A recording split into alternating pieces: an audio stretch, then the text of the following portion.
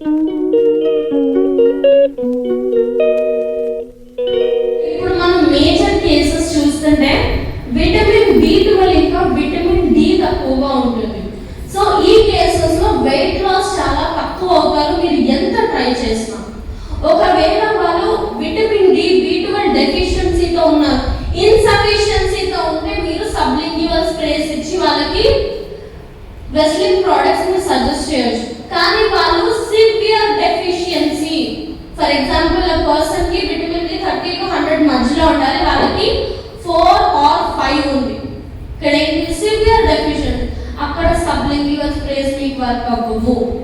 Compulsory physician దగ్గరికి వెళ్ళి course ఇస్తారు మనకి విటమిన్ D కానీ B12 కానీ.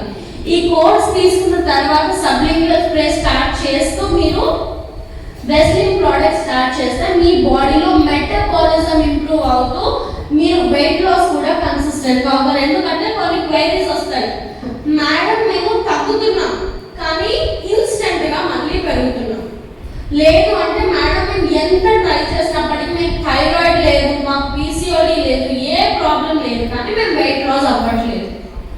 మనకి విటమిన్ డెఫిషియన్సీస్ కూడా ఉండొచ్చు, అవి కూడా బాడీలో మెటబాలిజం చేంజెస్ అనేవి చేస్తాయి. సో అందుకనే ఫస్ట్ ఆ వాటిపైన కూడా మీరు ఫోకస్ చేయడం ఇంపార్టెంట్. బేసిక్ రిపోర్ట్స్ ఎక్కువ అవసరం, విటమిన్ D B12 రెండు తీసుకోండి. సో దాంట్లో ఏమైనా చేంజెస్ చేయాలి అంటే ఫస్ట్ వాటిపైన వర్క్ చేసి మీరు వెయిట్ లాస్ కి మీరు కన్సిస్టెంట్ గా ఇవ్వడం వల్ల డ్రాస్టిక్ గా వాళ్ళు తగ్గడం కూడా జరుగుతుంది. సో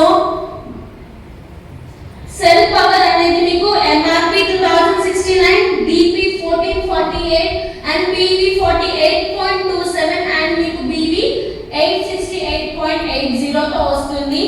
సో ఇవాల్టి సెషన్ లో మీకు వెయిట్ లాస్ ప్రకారంగా